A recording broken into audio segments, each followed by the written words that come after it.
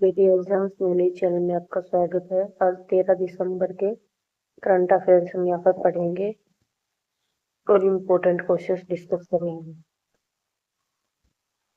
With whom did India sign a memorandum of understanding to enhance cooperation of drug quality standards? Bharat ने किसके साथ दवा गुणवत्ता मानकों पर सहयोग बढ़ाने के लिए समझौता ज्ञापन पर हस्ताक्षर किए? तो ये किए हैं लाइबेरिया के साथ। भारत और लाइबेरिया ने औषधि गुणवत्ता मानकों को मजबूत करने और फार्माकोपिया के क्षेत्र में सहयोग बढ़ाने के लिए एक समझौता ज्ञापन पर हस्ताक्षर किए हैं। इसका उद्देश्य है साझा फार्माकोपिल मानकों को प्रोत्साहित करना, भारत और लाइबेरिया के बीच नियामक सहयोग को मजबूत करना, सुरक्षित और किफायती दवाओं तक पहुंच सुनिश्चित करना, वैश्विक स्वास्थ्य सहयोग को बढ़ावा देना। फार्माकोपिया क्या है? ये एक आधिकारिक दस्तावेज होता है जो दवाओं की पहचान, शुद्धता, शक्ति और परीक्षण मापदंड को मानकीकृत करता है। Germany won the junior men's hockey world cup for which number of times? Germany ने कौन सी बार जूनियर मेंस हॉकी विश्व कप जीता? तो जीता है 8वीं बार। फाइनल मुकाबले में जर्मनी ने स्पेन की 1-1 की बराबरी के बाद शूट आउट में 3-2 से हराकर अपना 8वां जूनियर हॉकी विश्व कप खिताब जीता। ये टूर्नामेंट 28 नवंबर से 10 दिसंबर 2025 तक mayor Radhakrishnan hockey stadium Chennai और मुदय इंटरनेशनल हॉकी स्टेडियम में आयोजित हुआ। भारत ने अर्जेंटीना को 4-2 से हराकर कांस्य पदक जीता। इसमें जर्मनी ने स्वर्ण पदक, स्पेन ने रजत और भारत ने कांस्य पदक जीता। FIH पुरुष जूनियर हॉकी विश्व कप की शुरुआत हुई थी 1979 से और ये अंडर 21 श्रेणी में। इसके आयोजक हैं इंटरनेशनल हॉकी फेडरेशन और ये 2009 तक तो हर 4 वर्ष में एक बार होते थे और 2021 से हर 2 वर्ष में होने लगे। इसके अध्यक्ष हैं तैयब इकराम। इसका मुख्यालय है लॉजेन, स्विट्जरलैंड में और इसकी स्थापना हुई 1924 में। Where was India's first zero emission electric tug project inaugurated? Bharat की पहली जीरो एमिशन इलेक्ट्रिक टग प्रोजेक्ट का उद्घाटन कहाँ हुआ? तो ये हुआ है कांडला, गुजरात में। केंद्रीय मंत्री सर्बानंद सोनोवाल ने वर्चुअली देश के पहले पूरी तरह इलेक्ट्रिक ग्रीन टग के स्टील अंतिम समारोह की शुरुआत की। ये नया इलेक्ट्रिक टग कांडला स्थित दीनदयाल पोर्ट प्राधिकरण के लिए ग्रीन टग ट्रांजिशन प्रोग्राम के तहत बनाया जा रहा है। इस इलेक्ट्रिक टग में आधुनिक तकनीक शामिल होगी जिसका उद्देश्य है उत्सर्जन को कम करना और प्रदर्शन को बेहतर बनाना। सरकार का लक्ष्य है 2030 तक 50 ग्रीन टग को शामिल करना और पहले चरण में 2024-27 में 16 टग शामिल किए जाएंगे। इसके मुख्य फीचर्स है 60 टन सोलर पुल क्षमता, शून्य कार्बन उत्सर्जन, शांत और स्मूथ ऑपरेशन, उन्नत नेविगेशन सिस्टम और उच्च ऊर्जा दक्षता। Recently, former Home Minister Shivaji Patil passed away at what age? हाल ही में पूर्व गृह मंत्री शिवराज पाटिल का निधन कितने वर्ष की आयु में हुआ? तो ये हुआ 90 वर्ष की आयु में। कांग्रेस के वरिष्ठ नेता और पूर्व केंद्रीय गृह मंत्री शिवराज पाटिल को 12 दिसंबर 2025 को महाराष्ट्र के लातूर में निधन हो गया। ये 90 वर्ष के थे। 1970 के दशक में उन्होंने विधेयक बने तो उनके मुख्य पद है केंद्रीय गृह मंत्री 2004 से 8 तक। लोकसभा अध्यक्ष 1991 से 96 तक, और पंजाब के राज्यपाल और चंडीगढ़ के प्रशासक 2010 से और 15 तक। Recently, which stadium has a new stand named after Yuvraj Singh and Harmanpreet Kaur? हाल ही में किस स्टेडियम में युवराज सिंह और हरमनप्रीत कौर के नाम पर नया स्टैंड बना? Maharaja Yadavendra Singh international cricket stadium. भारतीय क्रिकेट के दिग्गज युवराज सिंह और हरमनप्रीत कौर को 11 दिसंबर 2025 को बड़ा सम्मान मिला। न्यू चंडीगढ़ के मल्लामपुर स्थित महाराजा यादवेंद्र सिंह अंतरराष्ट्रीय क्रिकेट स्टेडियम में उनके नाम पर स्टैंड का नामकरण किया गया। पंजाब के मुख्यमंत्री भगवंत मान ने भारत और दक्षिण अफ्रीका के बीच दूसरे T20 मुकाबले से पहले इन स्टैंड का उद्घाटन किया। पंजाब के मुख्यमंत्री भगवंत मान ने इस अवसर पर खिलाड़ियों को नगद पुरस्कार भी प्रदान किए। हरलीन अमनजोत और हरमनप्रीत कौर को 11-11 लाख रुपए और मुनीश वाली को 5 लाख रुपए। मल्लामपुर स्टेडियम ने पहली बार पुरुषों का अंतरराष्ट्रीय क्रिकेट मैच भी आयोजित किया। Where was India's first indigenous hydrogen fuel cell vessel launched? Bharat की पहली स्वदेशी हाइड्रोजन फ्यूल सेल पोत का शुभारंभ कहाँ किया गया? तो ये किया गया वाराणसी में। भारत ने अपनी पहली पूरी तरह से स्वदेशी हाइड्रोजन फ्यूल सेल यात्री नौका का शुभारंभ किया। यह नौका वाराणसी के नमो घाट से व्यावसायिक रूप से संचालित रहना शुरू हुई, जिसे केंद्रीय मंत्री सर्बानंद सोनोवाल ने हरी झंडी दिखाकर रवाना किया। यह नौका कोचिन शिपयार्ड लिमिटेड द्वारा निर्मित है और आंतरिक जलमार्ग प्राधिकरण के स्वामित्व में है। इसमें low temperature protein exchange membrane और हाइड्रोजन फ्यूल सेल प्रणाली लगी है, जो हाइड्रोजन को बिजली में परिवर्तित करती है, और इसका एकमात्र उत्पाद पानी है। FCV पायलट 01 के संचालन के लिए IWAI CSL इनलैंड और कोस्टल शिपिंग लिमिटेड के बीच त्रिपक्षीय समझौता किया गया।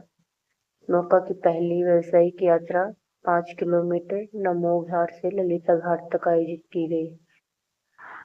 ये मार्टिटाइम इंडिया विजन 2030 और मार्टिटाइम अमृतकाल विजन 2047 के तहत भारत भविष्य के लिए तैयार जलवायु संवेदनशील समुद्री इकोसिस्टम का निर्माण कर रहा है।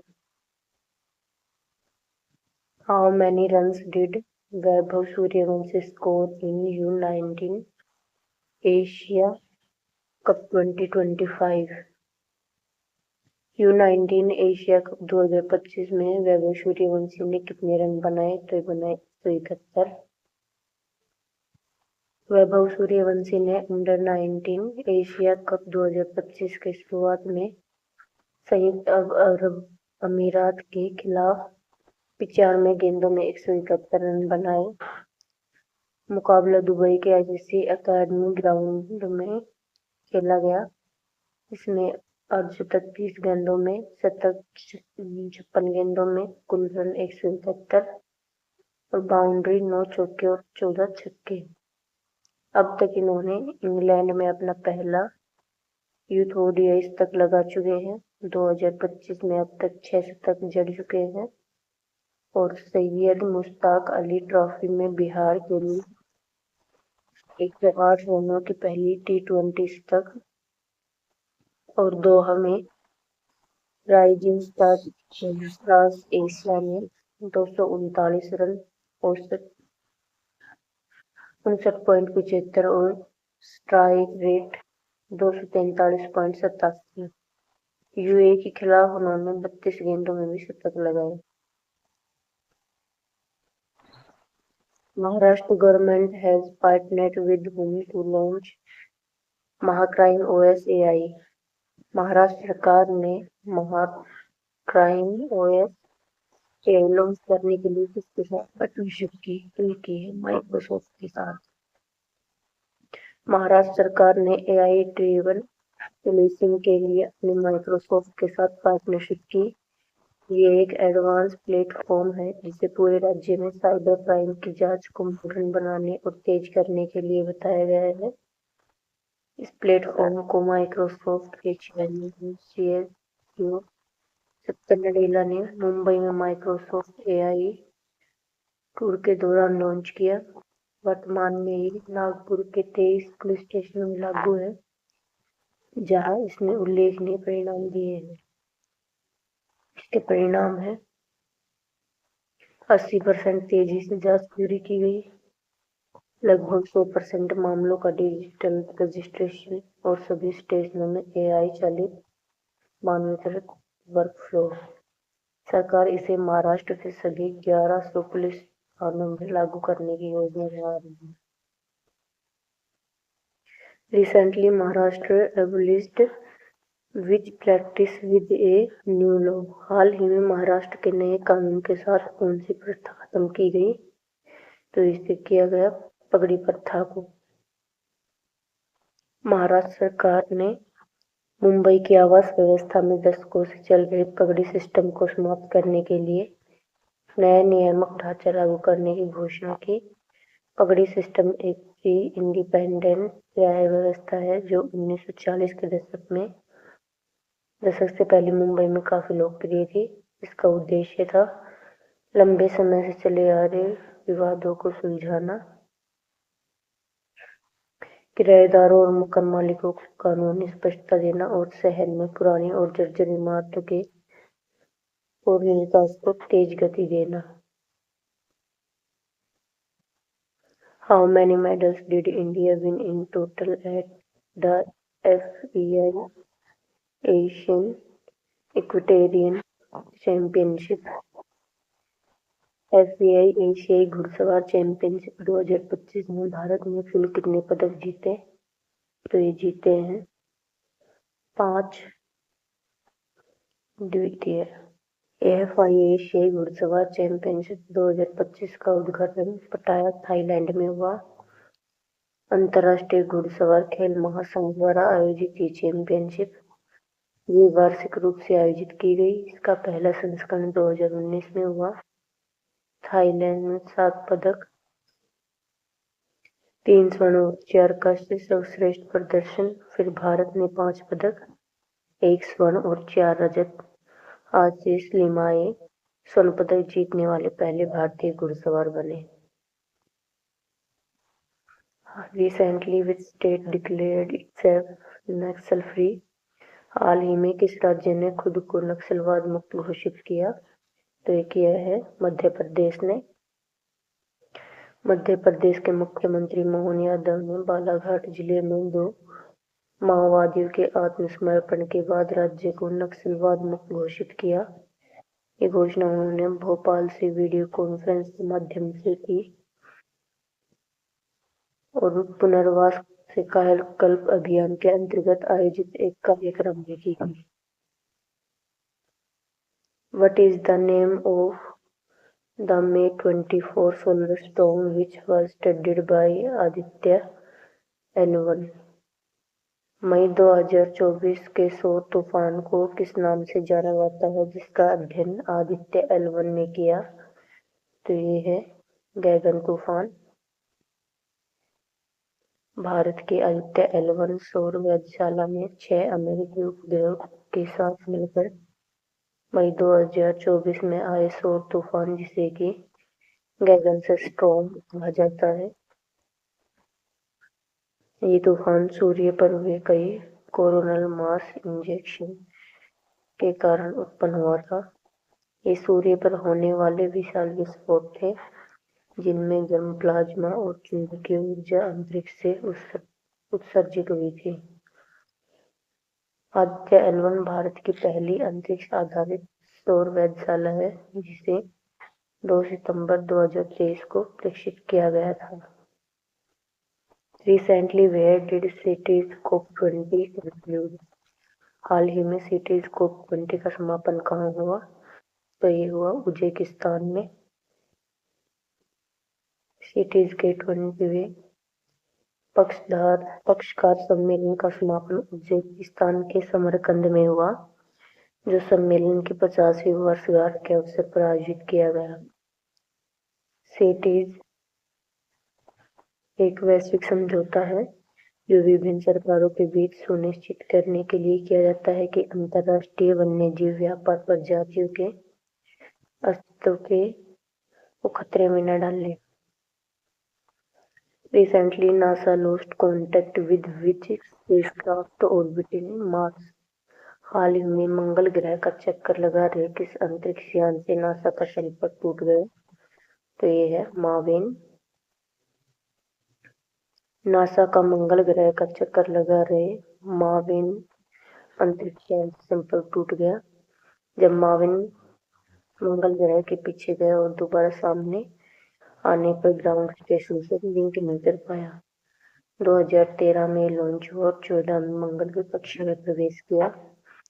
इसका लक्ष्य था मंगल के ऊपरी वायुमंडल का अध्ययन करना, सौर पवन से होने वाली वायुमंडलीय हानि को समझना और ये जानना कि मंगल कैसे एक गर्म जल समृद्ध ग्रह से ठंडे बंजर ग्रह में बदल गया है।